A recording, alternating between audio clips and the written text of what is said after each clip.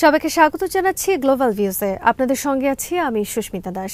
আজ জানাবো আন্তর্জাতিক গণমাধ্যমে আলোচিত সংবাদ ও বিশ্লেষণ।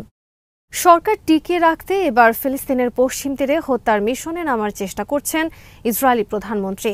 ফিলিস্তিনি যোদ্ধাদের প্রতিরোধ লড়াইয়ে সেখানে বেশ কয়েকজন ইহুদিবাদী সেনার রক্ত ঝরেছে, ধ্বংস হয়েছে যুদ্ধযান। গাজায়ও কয়েকটি যুদ্ধবিরতি লঙ্ঘনের ঘটনা ঘটেছে। হামাস বলেছে ইসরায়েল চুক্তি লঙ্ঘন করলে যোদ্ধারা এর কঠোর জবাব দেওয়ার জন্য তৈরি। এর মধ্যে তেল আবিবে ইহুদিবাদীদের ওপর হামলা হয়েছে। এদিকে ব্যর্থতার দায় নিয়ে পদত্যাগের ঘোষণা দিয়েছেন ইসরায়েলি সেনাপ্রধান। আল মায়াদিনের খবরে বলা হয়, গাজা উপত্যকায় কয়েকটি যুদ্ধবিরতি লঙ্ঘনের ঘটনায় ইসরায়েলকে কঠোর হুঁশিয়ারি দিয়েছে হামাস। সংগঠনের এক সিনিয়র সূত্র এই লেবানিজ সংবাদ মাধ্যমকে বলেছেন, গাজা ছাড়ার আগে দখলদার বাহিনী যুদ্ধবিরতি লঙ্ঘন করে যাচ্ছে। বিশেষ করে গাজার আকাশে ড্রোনের উপস্থিতি চুক্তির স্পষ্ট লঙ্ঘন।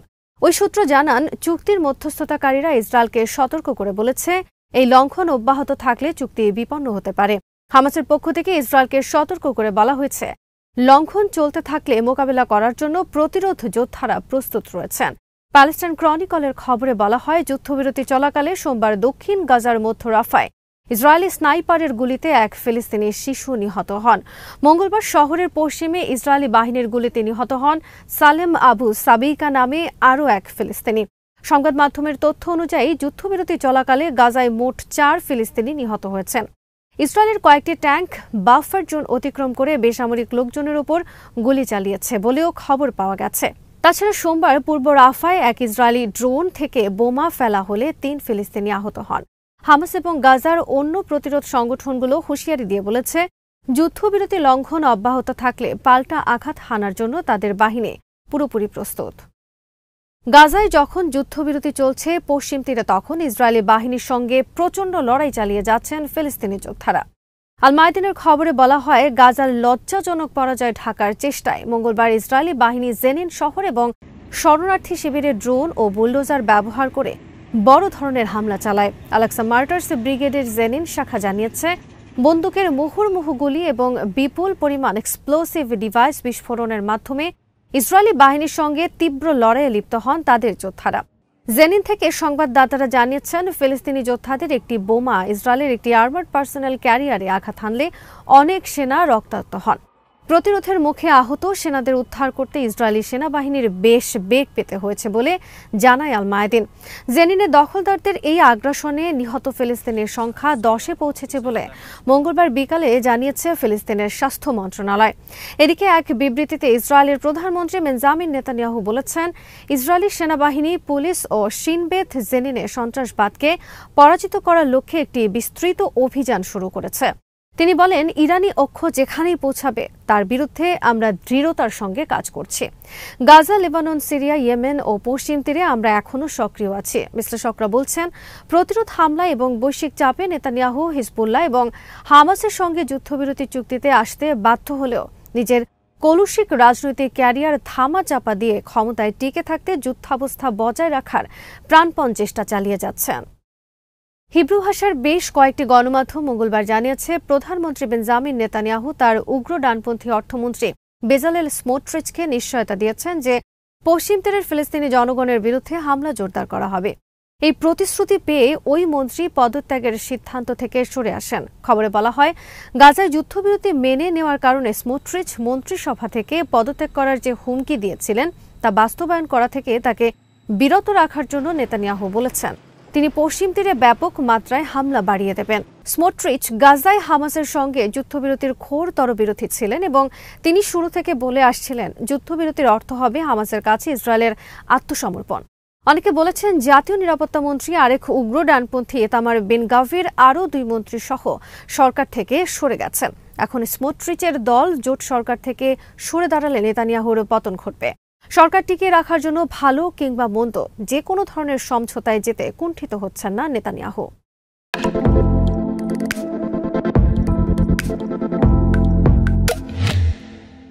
ইসরায়েলের রাজধানী তেল আবিবে মঙ্গলবার সন্ধ্যায় ছুরিকাঘাতের ঘটনায় 4 ইহুদি বসতি স্থাপনকারী আহত হয়েছেন, যাদের মধ্যে 2 জনের অবস্থা আশঙ্কাজনক। হামলাকারীকে ঘটনাস্থলে গুলি করা হয়েছে। টাইমস অফ ইসরায়েল হামলাকারীর নাম আবদেল আজিজ কাদি বলে জানিয়েছে। 29 বছর বয়সী কাদি মরক্কান বংশোদ্ভূত মার্কিন পর্যটক। টুরিস্ট ভিসায় তিনি 18 জানুয়ারি ইসরায়েলে প্রবেশ করেন। একই ধরনের অভিযানে এক ইহুদি বসতি স্থাপনকারী নিহত এবং আরও 3 জন আহত হওয়ার ঘটনার মাত্র কয়েকদিন পর এই ঘটনা ঘটল। গাজায় আগ্রাসন চলাকালীন ইসরায়েলে এ ধরনের অসংখ্য হামলা হয়েছে। ফিলিস্তিনিরা এসব অভিযান পরিচালনা করেন। পরে হামলাগুলোর দায় স্বীকার করে হামাস ও অন্য প্রতিরোধ সংগঠনগুলো।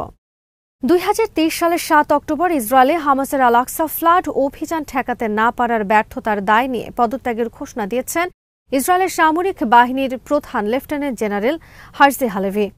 যুদ্ধবিরতির পর বন্দি বিনিময়ের প্রেক্ষাপটে আগামী 6 মার্চ পদ থেকে সরে দাঁড়াবেন বলে মঙ্গলবার তিনি প্রতিরক্ষা মন্ত্রণালয়কে অবহিত করেন। হালেভি এক বিবৃতিতে বলেন, 7 অক্টোবর সামরিক বাহিনীর ব্যর্থতায় আমার দায় স্বীকার করে দায়িত্ব ছেড়ে দিচ্ছে। 6 মার্চ পর্যন্ত সময়ের মধ্যে আমি এই ব্যর্থতার তদন্ত সম্পন্ন করব এবং একজন যোগ্য উত্তরসূরির কাছে দায়িত্ব হস্তান্তর করব। বিষয়টি আমি প্রতিরক্ষা মন্ত্রী এবং প্রধানমন্ত্রীকেও জানিয়েছি। যুদ্ধে ইসরায়েলের সব লক্ষ্য অর্জিত হয়নি বলেও তিনি স্বীকার করেন।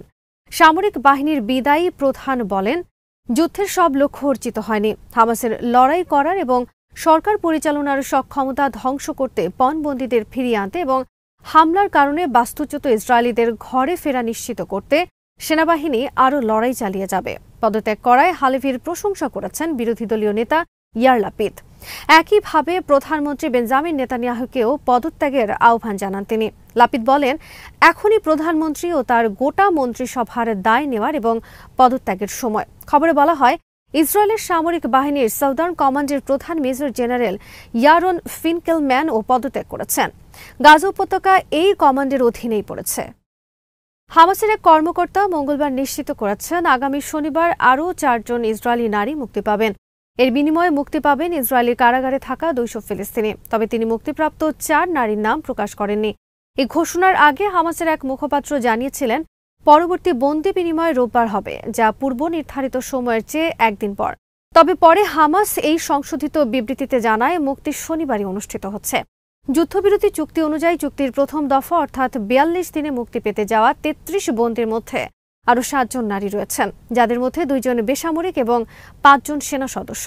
চুক্তি অনুযায়ী বন্দি এক নারী ইসরায়েলি সেনার বিপরীতে 50 জন ফিলিস্তিনি মুক্তি পাবেন, যাদের মধ্যে 30 জন যাবজ্জীবন কারাদণ্ডপ্রাপ্ত। গত রোববার 3 বেসামরিক নারীকে মুক্তি দিয়েছিল হামাস। এর বিনিময়ে মুক্তি পান 90 ফিলিস্তিনি। ইরানের ইসলামী বিপ্লবী গার্ড বাহিনীর সাবেক প্রধান কমান্ডার মোহসেন রেজাই বলেছেন, গাজায় ইসরায়েলি গণহত্যা এই অঞ্চলের প্রতিরোধ গোষ্ঠীগুলোকে আরও শক্তিশালী করেছে। কঠোর জবাবের মুখে দখলদারদের কাল্পনিক ভবিষ্যৎ ভেঙে চুরমার হয়ে গেছে। মঙ্গলবার আল মায়াদিনকে তিনি বলেন, এক কথায় এই যুদ্ধ ইসরায়েলকে ভবিষ্যৎহীন করে দিয়েছে। গাজা যুদ্ধের মাধ্যমে ইসরায়েল নিজেদের ভবিষ্যৎ সুরক্ষিত করতে চেয়েছিল, কিন্তু সেই স্বপ্ন ধুলোয় মিশে গেছে। সাবেক এই ইরানি কমান্ডার, যিনি সর্বোচ্চ নেতার উপদেষ্টা বোর্ডেরও সদস্য, তিনি বলেন, বন্দীদের মুক্ত করা সহ যুদ্ধের কোনো উদ্দেশ্যই তারা অর্জন করতে পারেননি। 7 অক্টোবরের আল আকসা ফ্লাড অভিযানকে তিনি সুনামির সঙ্গে তুলনা করেন। গাজার সঙ্গে কাঁধে কাঁধ মিলিয়ে যুদ্ধ করার মধ্যপ্রাচ্যের সব প্রতিরোধ গোষ্ঠীর বীরত্বের ভূয়সী প্রশংসা করেন তিনি। মিডল ইস্ট আই জানিয়েছে, গাজার ধ্বংসস্তূপ থেকে বেরিয়ে আসছে বহু ফিলিস্তিনির লাশ। উপত্যকার সিভিল ডিফেন্স বলেছে, যুদ্ধবিরতি কার্যকরের পর 2 দিনে 120টি গলিত লাশ উদ্ধার করা হয়েছে।